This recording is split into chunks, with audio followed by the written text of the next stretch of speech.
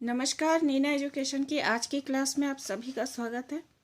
आज की क्लास में हम सभी पढ़ने वाले हैं जनजातीय विद्रोह के कारण, इसके दूसरे भाग को। पहले भाग में मैंने पिछली क्लास में आप लोगों को जनजातीय विद्रोह के राजनीतिक कारणों को बताया, जिसमें सबसे पहला पॉइंट था आंतरिक स्वायत्तता पर आघात। इसका दूसरा पॉइंट था आदिवासियों के मुखियाओं पर नियंत्रण जो अंग्रेज करते थे। तीसरा था आदिवासी के प्रदेशों पर अधिकार। चौथा पॉइंट था ब्रिटिश कानून का लागू होना। अगला पॉइंट था अधीनस्थ कर्मचारियों द्वारा शोषण। और छठा पॉइंट था राजाओं जमींदारों का असंतोष। ये सभी राजनीतिक कारण के महत्वपूर्ण बिंदु थे जो जनजातीय विद्रोह के कारण में आते हैं। आज की क्लास में हम सभी पढ़ने वाले हैं आर्थिक कारण को। आर्थिक कारण जो जनजातीय विद्रोह का बहुत ही महत्वपूर्ण आधार रहा। अब इसमें कौन कौन सी ऐसी बातें थी जो कि आर्थिक कारण में आती हैं। सबसे पहले पॉइंट को हम लोग देखें। इसे भी हम सब पॉइंट वाइज ही समझेंगे। कृषि की समस्या। आदिवासियों का जीवन पूरा का पूरा जंगल पर आश्रित होता है। आदिवासी जंगलों से ही फल फूल, जड़ी बूटी, शहद, लकड़ी या फिर अन्य भी प्रकार के बहुत सारे उत्पाद जंगलों से ही प्राप्त करते हैं। वहाँ इन्हीं सब के आधार पर उनका पूरा जीवन निर्वाह होता है। वे शिकार भी करते हैं, मछली भी पकड़ते हैं, ये सभी उनका पेशा होता है। वे स्थानांतरित भी कृषि भी किया करते हैं। स्थानांतरित कृषि का अर्थ है कि जब वो एक जगह होते हैं, जंगली भाग को थोड़ा बहुत साफ करके वहाँ पर खेती करते हैं, कुछ दिन काम करते हैं और फिर वहाँ से दूसरी जगह चले जाते हैं। इसे ही कहते हैं स्थानांतरित कृषि। तो ये काम भी करते हैं। तो ये सभी उनका एक प्रमुख आधार होता रहा। लेकिन अंग्रेज़ों के आने के बाद लॉर्ड कॉर्नवालिस ने, जो एक अंग्रेज़ अधिकारी थे, उन्होंने स्थायी बंदोबस्त की व्यवस्था को लागू किया। उनके पूरे जीवन को उन्होंने बदल डाला। स्थायी बंदोबस्त एक ऐसी व्यवस्था थी जो कि पूरी तरह से आदिवासी समाज को ही उनकी पूरी सभ्यता संस्कृति को ही बदल डाली। इस व्यवस्था के तहत स्थानांतरित कृषि नहीं कर सकते थे। ये ऐसी व्यवस्था थी, इस व्यवस्था के अंतर्गत सारे नियम कानून इस प्रकार थे जिसमें स्थानांतरित कृषि करना बंद कर दिया गया। जमीन के एक टुकड़े पर स्थायी रूप से कृषि करना पड़ता था। जो भी लोग थे उन्हें किसी एक ही हिस्से में स्थायी रूप से रहना पड़ता था, स्थायी रूप से कृषि करनी पड़ती थी। उन्हें लगान या कर देना पड़ता था, जिसे टैक्स कहते हैं, जो समय समय पर बढ़ा दिया जाता था। टैक्स में बढ़ोतरी होती थी।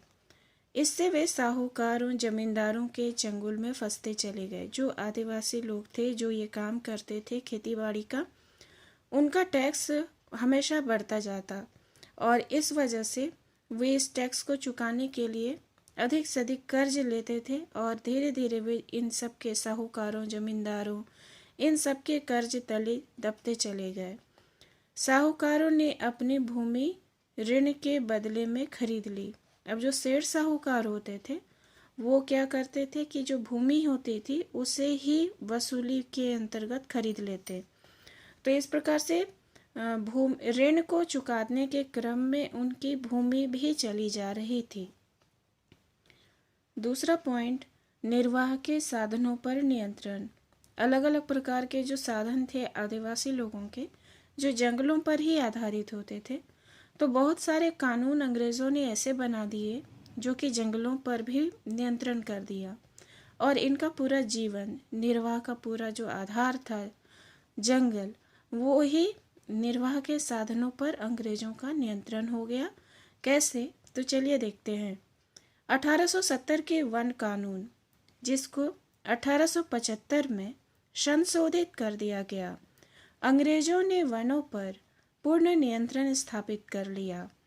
अंग्रेजों ने इस प्रकार से कानून में अलग अलग प्रावधान बनाए जिसकी वजह से पूरी तरह से अंग्रेजों का नियंत्रण हो गया।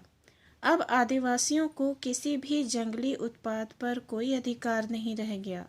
जब पूरा का पूरा जंगल अंग्रेजों के अधीन हो गया तो जंगली उत्पादों पर तो उनका अधिकार हो ही नहीं सकता। उन्हें अपने जीवन निर्वाह के प्रमुख साधनों से भी वंचित कर दिया गया। ब्रिटिश सरकार ने जंगल ठेकेदारों को दे दिए और उन्होंने उनका पूरा शोषण किया। जंगलों को ठेकेदारों को दे दिया गया अंग्रेज़ों द्वारा और उन ठेकेदारों ने बहुत ही अधिक शोषण किया पूरे आदिवासी लोगों का। अगला पॉइंट है जमींदारों, ठेकेदारों, साहूकारों और व्यापारियों द्वारा शोषण।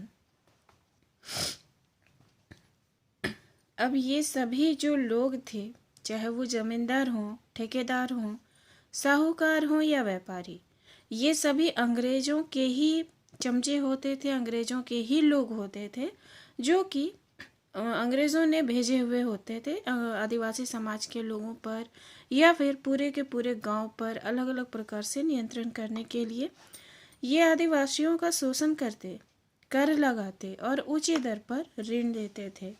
तो ये इस प्रकार से काम करते थे कि अंग्रेज़ों का काम बहुत ही सरलता से हो जाता था।